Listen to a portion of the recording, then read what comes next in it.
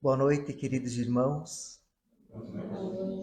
Para nós é sempre uma alegria poder trazer algumas reflexões acerca do que temos lido, do que temos aprendido e do que temos vivenciado dentro dessa doutrina que, como diz o nosso irmão Paulo, tão maravilhosa, que nos ensina tanto e que nos traz tanta esperança e tantas diretrizes de como, dentro das nossas possibilidades, viver um pouco melhor, principalmente nesses dias tão tumultuados em que vivemos, onde vemos os valores de família, os valores mais básicos sendo colocados em xeque, colocados em dúvida. Então, para nós é sempre um privilégio, na nossa maneira singela, poder trazer à luz do Espiritismo, talvez, uma maneira de melhor vivermos dentro deste mundo tumultuado em que vivemos, como falamos. Queremos agradecer as palavras carinhosas do André, antes do início. Então, vamos iniciar a nossa fala. Ontem um menino que brincava me falou que hoje é semente do amanhã. Para não ter medo que esse tempo vai passar, nunca se entregue, nem pare de sonhar. Nunca se entregue, nasça sempre com as manhãs. Deixe a luz do céu brilhar no sol do seu olhar. Fé na vida, fé no homem, fé no que virá. Nós podemos tudo, nós podemos mais. Vamos lá fazer o que será. Essa melodia, essa canção, chama-se Semente do Amanhã. É uma música do Gonzaguinha, composta, lançada, melhor dizendo, no dia 3 de agosto de 1984. E em cima desta música, em cima de cada frase desta música, faremos as nossas reflexões da noite de hoje. E eu me sirvo então do título para começar a esmiuçar cada frase dessas. Como a primeira palavra do título é semente do amanhã, eu me emprestei da Bíblia a parábola do semeador. Nós já citamos ela aqui em outras oportunidades que tivemos de conversar, mas eu achei ela muito oportuna pela palavra tão forte da semente. Isso está em Mateus, capítulo 13, versículos 1 a 9. Naquele mesmo dia, Jesus saiu de casa e se sentou à beira do lago. Uma grande multidão se juntou ao seu redor. Havia tanta gente que Jesus entrou num barco e se sentou. E toda a multidão permanecia de pé na praia. Jesus lhe ensinou muitas coisas por meio de parábolas. Ele dizia: certo homem saiu a semear.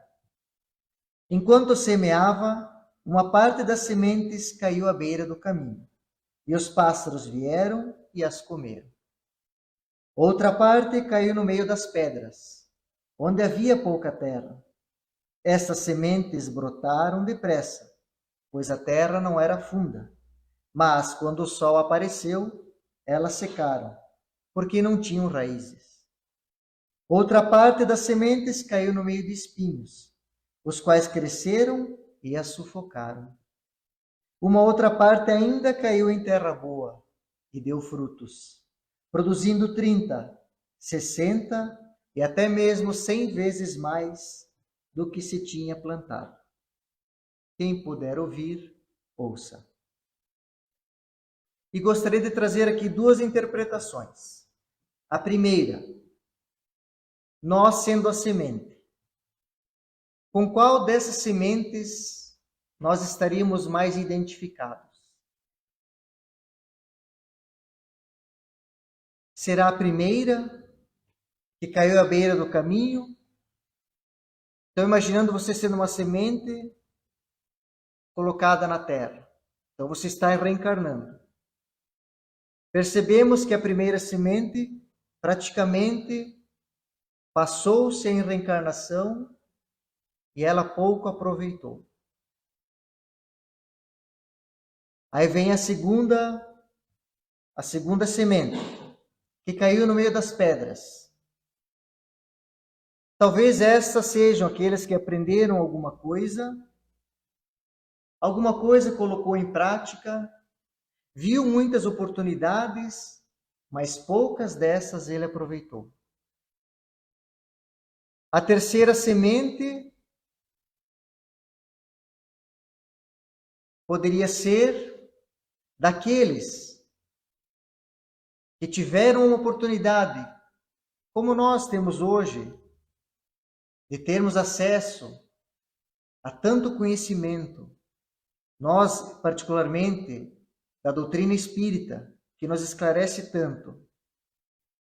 Mas, de repente, esses espinhos que sufocam, que poderíamos fazer uma analogia com as coisas da vida, o trabalho, os prazeres, a preguiça, talvez a falta de se ter vontade de fazer alguma coisa, eu me deixo levar e, de novo, a semente que poderia ser como a que vamos falar a seguir, se perde no meio do caminho. Então, as coisas da vida sufocam.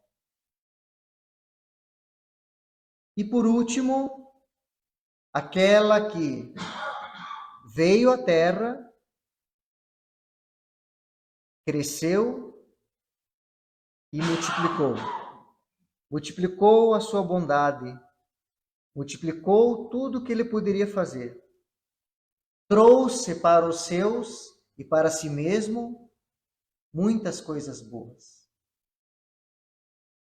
Então, meus irmãos, gostaria que a partir de quando vocês saíssem deste ambiente, se perguntassem: com que semente eu estou mais identificado? Mas eu também quero trazer uma outra reflexão.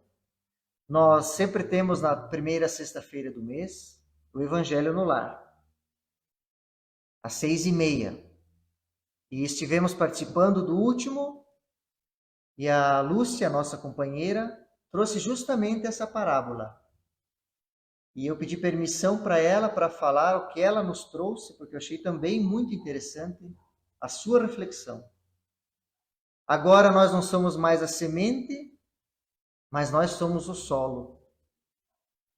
A semente aqui poderia ser os dons que Deus nos deu. Vou colocar nesta pessoa o dom disso, o dom disso e o dom daquilo. Porque Deus nos presenteia com muitas coisas boas. Mas será que eu sou como o primeiro solo, à beira do caminho, onde os meus dons estão tão pouco colocados em mim que vêm os pássaros e comem?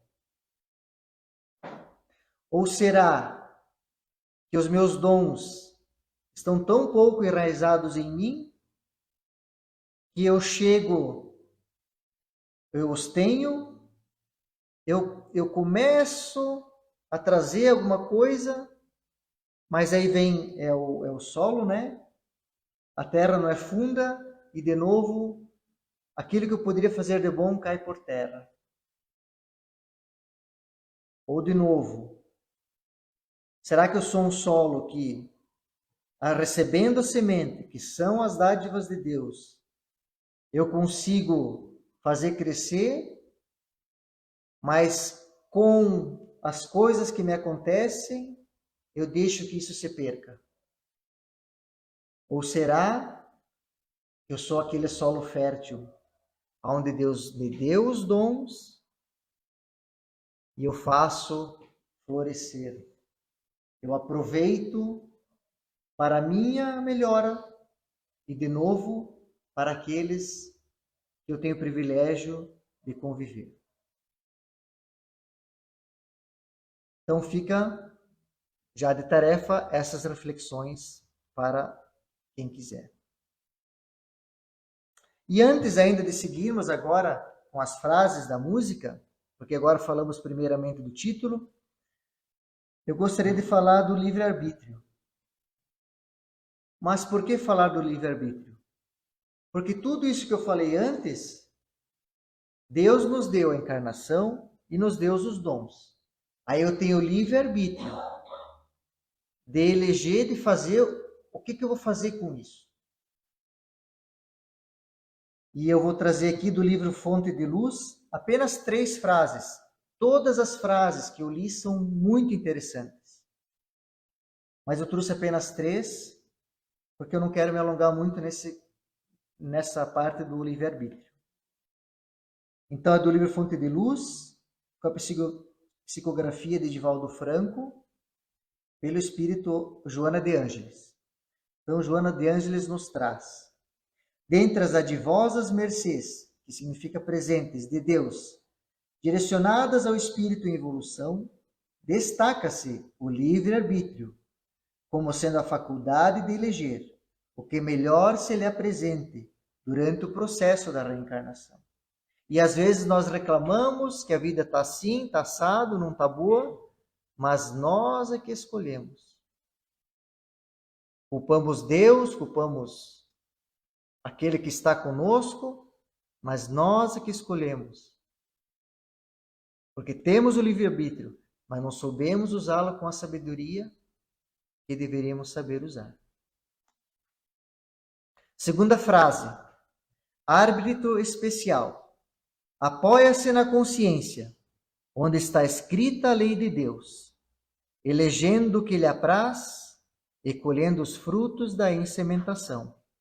Aqui é uma clara referência, na nossa humilde opinião, à pergunta 621 do Livro dos Espíritos, onde Kardec pergunta, né? Aonde está escrita a lei de Deus? E a resposta, todos sabem, na consciência. Então busquemos na consciência se o que eu faço é bom ou não é tão bom. Ah, mas eu não sei. Pare, reflita, ouça a sua consciência.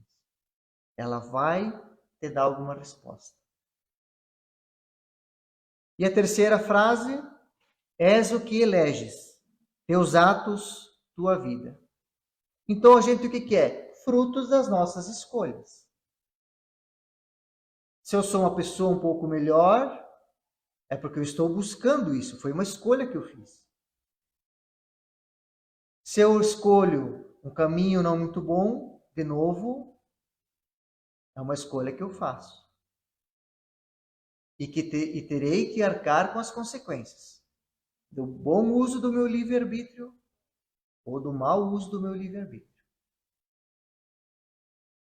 Então, de novo, deixo aqui um conselho singelo: passemos a usar melhor esta ferramenta tão importante que Deus nos deu. Vindo para cá, eu vi uma moça andando com uma bengala, demonstrando que era cega. E aí eu fiquei pensando, esse livre-arbítrio são ferramentas, é uma das ferramentas. Então, por exemplo, como é que eu estou usando a minha visão? Como é que eu estou usando a minha fala? Será que eu uso a minha fala, esse presente que Deus me deu de poder falar, para construir coisas edificantes? Ou será que quando eu abro a boca é para criticar, falar mal de alguém? Será que eu estou usando a dádiva de ouvir para ouvir aquela pessoa que está precisando? Ou só estou ouvindo coisas que não edificam. E assim, poderemos usar todos os sentidos, como o livre-arbítrio, para construir uma vida melhor. Não só para nós, mas, de novo, para todos aqueles que estão conosco. Então, agora vamos falar a primeira frase da música. Ontem um menino que brincava me falou. Para nós, o símbolo da criança, do menino, é este momento que estamos vivendo. Acreditamos que, com raras exceções, nós ainda somos crianças, para não dizer bebezinhos, engatinhando na estrada da evolução.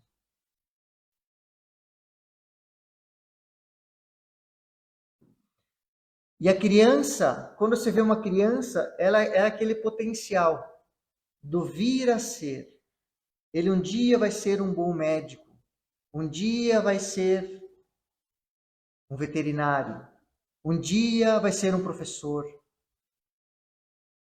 Mas também, um dia, vai ser alguém melhor. E é esse potencial que Jesus vê em cada um de nós, melhor dizendo. Quando ele encontra o marginal, ele não vê o marginal, ele não vê aquele que assassina, ele vê o anjo latente naquele marginal, naquele assassino. Porque ele sabe que todos são anjos. Todos nós seremos anjos. Não somos agora, mas seremos. E é por isso que Jesus nos ama tanto. Porque ele sabe que todos nós somos bons. Se hoje é o assassino, se hoje é o ladrão, ele está assim. Ele não é um ladrão, ele não é um assassino. Ele sabe que, com o tempo, com as encarnações, este indivíduo vai se melhorar e vai se tornar um anjo também. A segunda frase. Que hoje é semente do amanhã. Então a semente, né? A gente percebe na natureza que tudo vem pequeno, cresce, frutifica, depois morre. E assim é conosco também. Nós nascemos, crescemos, quiçá frutificarmos. E depois desencarnamos. E aí, ao desencarnarmos, quanto eu frutifiquei. Aí vem de novo a encarnação e esperemos que nascemos, crescemos e frutifiquemos um pouco mais. A terceira frase, para não ter medo, que esse tempo vai passar. Talvez, para nós hoje, dizer para não ter medo é um pouco ousado, porque temos medo de muitas coisas. Medo de uma doença, medo do nosso desencarne, do desencarne de alguém que amamos muito, medo de ficarmos desempregados. É natural, com certeza, mas devemos confiar em Deus. E eu vou emprestar aqui uma história do Chico. Chico, um dia, estava com muitas dores, as dores deles eram profundas. Então, recorreu Chico ao seu mentor espiritual, Emmanuel. E o Chico pediu que Emmanuel viesse ter com Maria Santíssima para que ela ajudasse ele nesse momento de aflição em que ele vivia. Passou-se alguns dias, Emmanuel voltou e disse a Chico: conversei com Maria. Chico pegou um papel, uma caneta e começou a anotar os conselhos que ela havia dado. E Emmanuel ditou: tudo passa. E ficou esse silêncio. Emmanuel não falou mais nada. Então Maria disse para ele: tudo passa, isso também. Então o que queremos dizer aqui com isso, que toda a dificuldade que estamos passando agora vai passar. Eu não conheço a história das pessoas que estão aqui, mas sabemos que todas estão passando por desafios. Alguns maiores, outros menores. Mas acreditemos que tudo passa. A outra frase: não se desespere, nem pare de sonhar. Não se desespere. Eu empresto aqui a fala de Mateus, capítulo 6, versículo 34. Portanto, não se preocupem com o amanhã, pois o amanhã trará suas próprias preocupações. Basta a cada dia o seu próprio mal. Ou seja, nós temos o costume de estarmos agora, mas já pensando no depois. Sendo que nem sabemos o que vai acontecer depois. Então, demos uma pausa. Passemos a aproveitar melhor o agora. E tem uma que eu gosto mais do que essa ainda. Também está em Mateus, no capítulo 6, 28 e 29. Olhai para os lírios do campo, como eles crescem, não trabalham nem fiam. E eu vos digo que nem mesmo Salomão, em toda a sua glória, se vestiu como qualquer um deles. E nós ficamos preocupados. Como vai ser amanhã? Será que eu vou passar na prova? Será que eu vou me livrar dessa doença? São perguntas, com certeza, justas. Mas o problema é que isso nos leva para o futuro e nós deixamos de viver o presente. E isso causa em nós uma ansiedade muito grande, uma pré-ocupação. Como a própria palavra já diz, eu estou me preocupando de algo que eu nem sei como é que vai ser, como vai acontecer. Então, o não se desespere é viva um dia de cada vez. Agradeça por este dia. Para que possamos viver um pouco melhores. A próxima frase: nunca se entregue, nasça sempre com as manhãs. E eu vou trazer aqui a fala de André Luiz, no livro Respostas da Vida, capítulo 19, e a psicografia de Chico Xavier. Nos instantes difíceis, nas dificuldades do dia a dia, esqueça os contratempos e siga em frente, recordando que Deus esculpiu em nós a faculdade de resolver os nossos próprios problemas. Eu vou repetir. Deus esculpiu em nós a faculdade de resolver os nossos próprios problemas. Olha o que ele está falando aqui. Está em nós as ferramentas para resolver todos os nossos problemas. E aqui eu venho provocar todos nós, inclusive nós que estamos falando, que a palestra primeira é para a gente, a questão do autoconhecimento.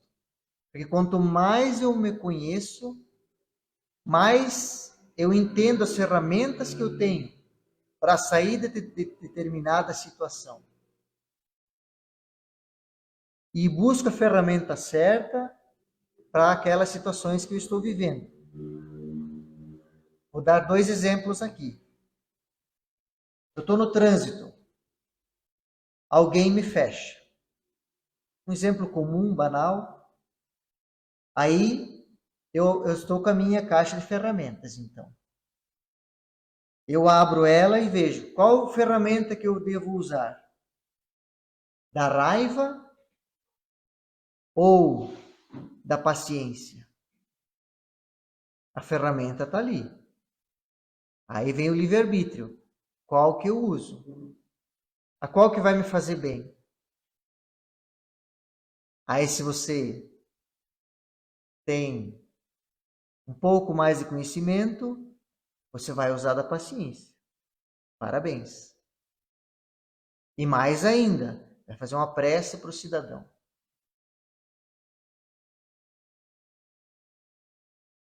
Outro exemplo é de alguém que está passando por uma doença.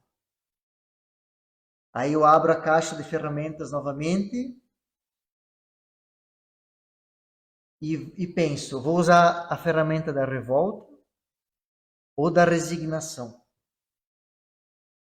Né? Vou agradecer a Deus pela doença, mas no seguinte sentido, o que Deus quer me ensinar com essa dificuldade?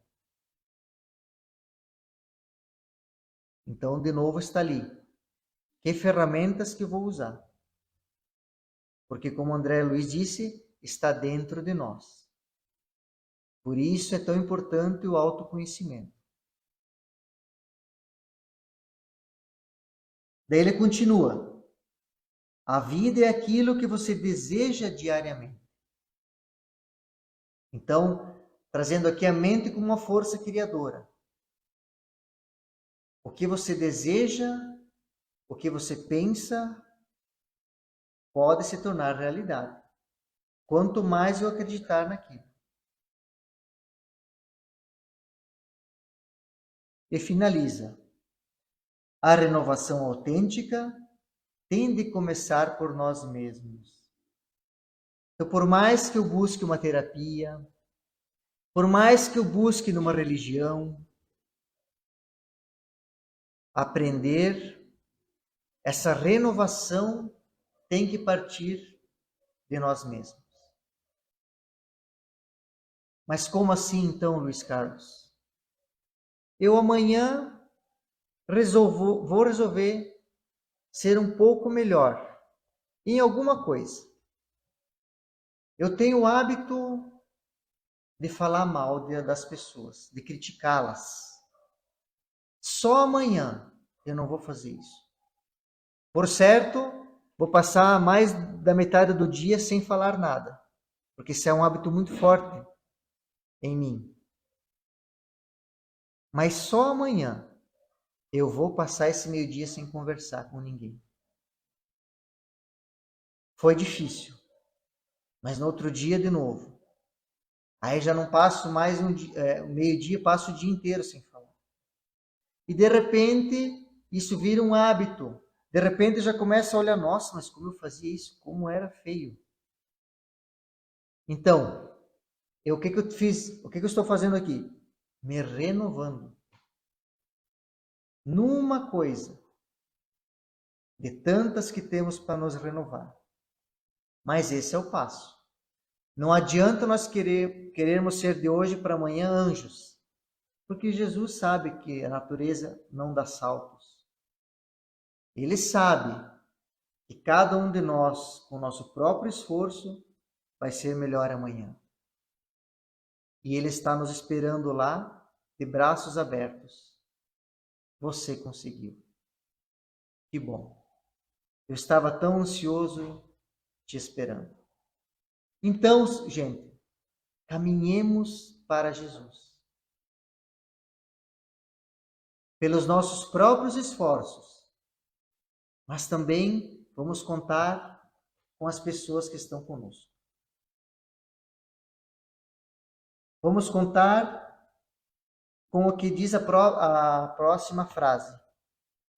Deixe a luz do sol brilhar no céu do seu olhar.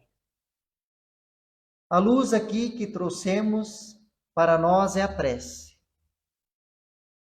Porque a prece, dando exemplo do Evangelho no lar, é uma luz que se acende naquele lar. Então que usemos, não só no Evangelho do lar, a prece, mas nos momentos do dia. Não precisamos ficar horas e horas orando, rezando, até porque nós temos os nossos afazeres. Mas de manhã, ao levantarmos, ou encontramos alguém na rua, até estou de carro, não posso ajudar, mas fazer uma prece por aquela pessoa. Ou vem alguém em mente, você sabe que alguém da sua família está acometido por uma doença, você lembra com carinho da pessoa, faz uma prece. O que ia dar 30 segundos, pedir para ela ficar um pouco melhor hoje? Então, esse é o viver em prece. Eu não preciso ficar o dia inteiro de joelhos. Em alguns momentos do dia, eu me ligo ao mais alto para me ajudar, para pedir por mim, porque também somos filhos de Deus, também precisamos da prece nossa para conosco mesmo e dos outros. Mas não olhar só para nós e pedirmos por quem está conosco. A próxima frase: fé na vida, fé no homem, fé no que virá. E como esse ano comemoramos os 160 anos do lançamento do livro Evangelho segundo o Espiritismo, vamos trazer aqui o capítulo 19, o item 1, o poder da fé. Quando ele veio ao encontro do povo, um homem se lhe aproximou e, lançando-se de joelhos a seus pés, disse: Senhor, tende piedade do meu filho, que é lunático e sofre muito, pois cai muitas vezes no fogo, muitas vezes na água. Apresentei-o aos teus discípulos, mas eles não o puderam curar. Jesus respondeu dizendo: Ó raça incrédula, depravada, até quando estarei convosco? Até quando vos sofrerei? Trazei-me aqui este menino. E tendo Jesus ameaçado o demônio, este saiu do menino. No mesmo instante, ficou são. Os discípulos vieram então ter com Jesus em particular e lhe perguntaram: Por que não podemos nós, outros, expulsar este demônio? Respondeu-lhes Jesus: Por causa da vossa incredulidade. Pois em verdade vos digo, se tivesseis a fé do tamanho de um grão de mostarda, diríeis a esta montanha: transporta-te dali para ali, e ela se transportaria. E nada vos seria impossível. Isso também está em Mateus, capítulo 17, versículos 14 a 20. E aí vem a explicação desta passagem no Evangelho segundo o Espiritismo. A fé robusta da perseverança, a energia, os recursos que fazem se vençam os obstáculos. Assim nas pequenas como nas grandes coisas. Da fé vacilante resultam a incerteza e a hesitação, dos que se aproveitam os adversários que se têm de combater. Esta fé não procura os meios de vencer, porque não acredita que possa vencer. Aqui o fracasso é iminente, pois não acreditamos em nós. Então, como está a nossa fé? Será que quando acordo de manhã, eu acredito que eu vou ser uma pessoa melhor?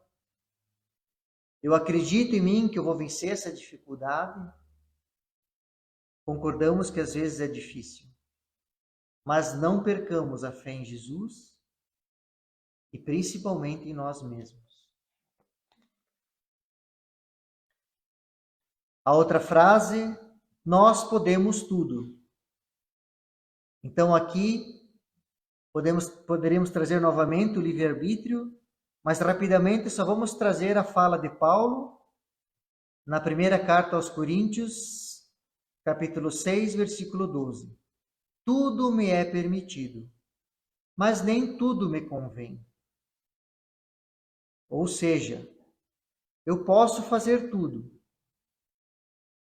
mas quando ele diz que nem tudo me convém, ele sabe que aquilo pode trazer muitas consequências.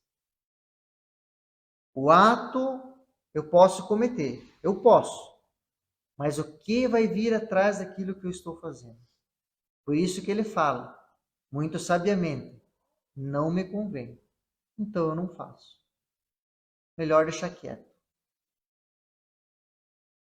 Nós podemos mais.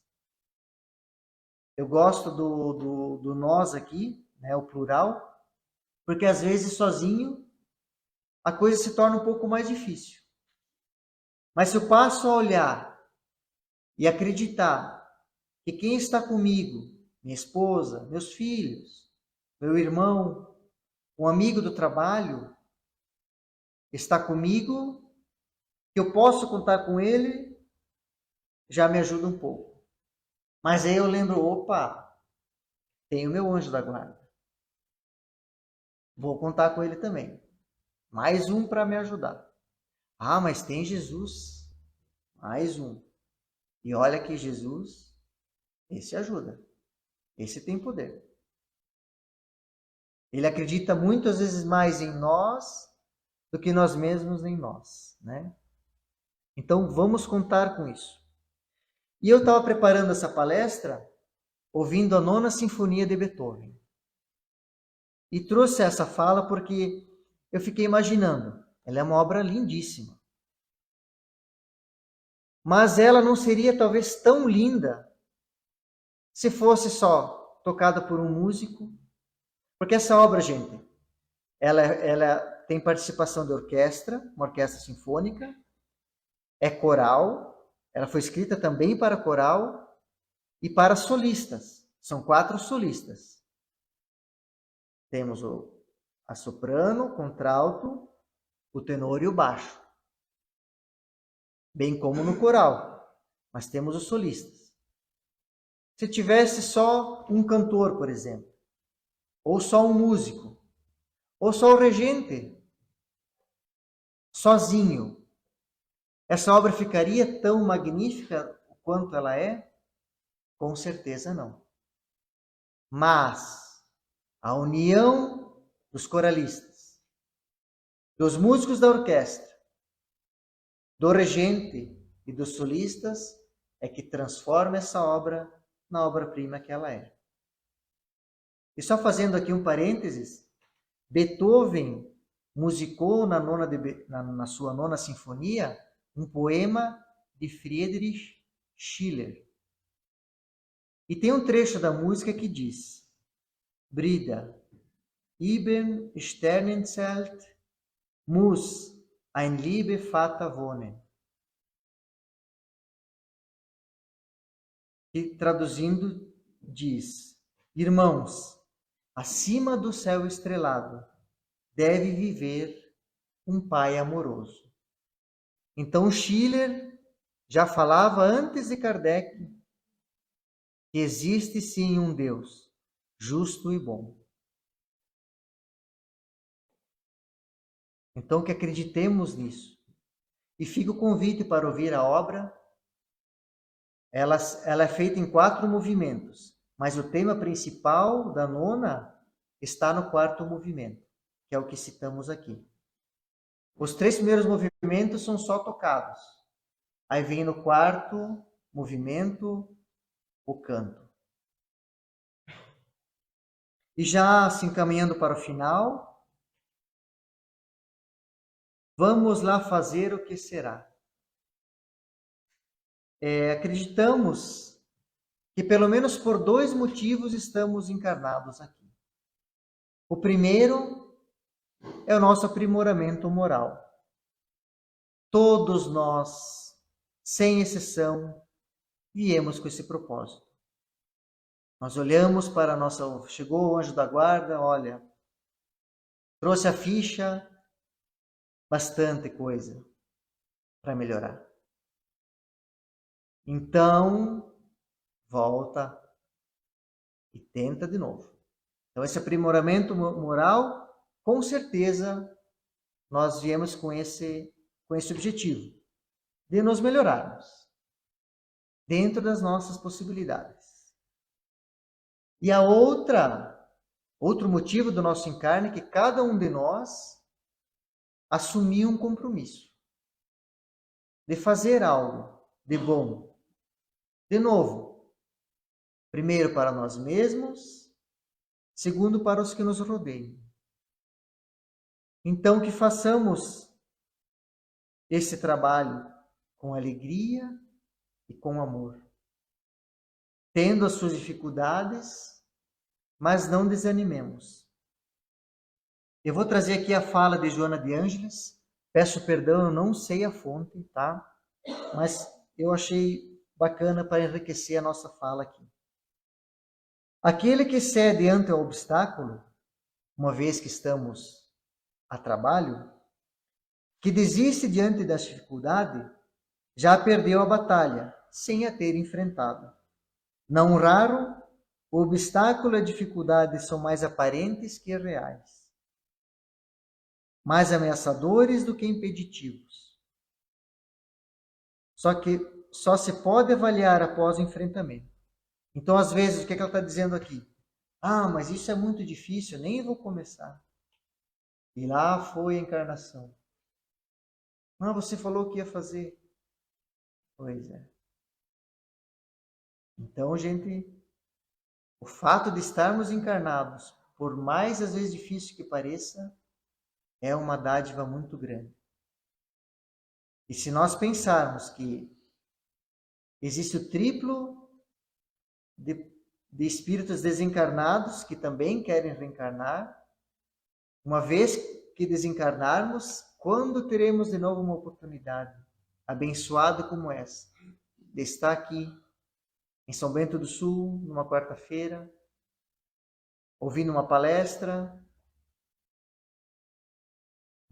com saúde, tendo o que comer, aonde dormir.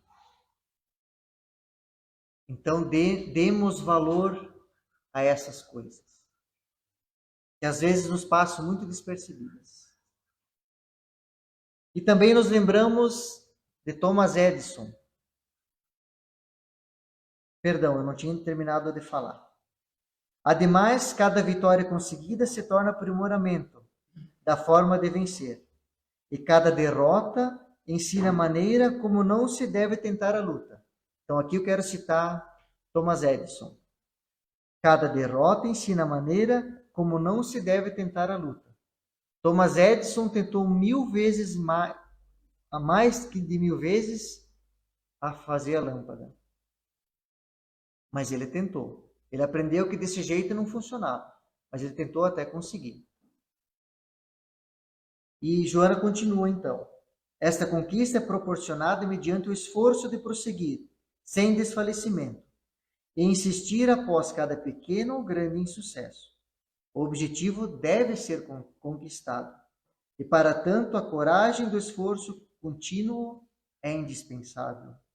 Muitas vezes será necessário parar e refletir. Recuar para renovar forças e avançar sempre. É uma salutar estratégia aquela que faculta perder agora o que é de pequena monta para ganhar resultados permanentes e de valor expressivo depois. Então, nos lembramos aqui dos irmãos do Rio Grande do Sul, depois de ter cidades devastadas, vemos na televisão as cidades agora sendo reconstruídas. Então, diante da faculdade, eles não estão desfalecendo, estão seguindo adiante. E olha que você, de repente, no dia para o outro, perder tudo, a sua casa, os seus bens, não deve ser muito fácil. Então, sejamos como eles, que contam com a ajuda dos outros estados para se reerguer, mas com as suas próprias forças, estão reconstruindo suas vidas. E para terminar, então, queridos irmãos, a semente foi lançada. Cada um de nós é semente do amanhã. Cada um de nós tem a oportunidade de crescer e frutificar.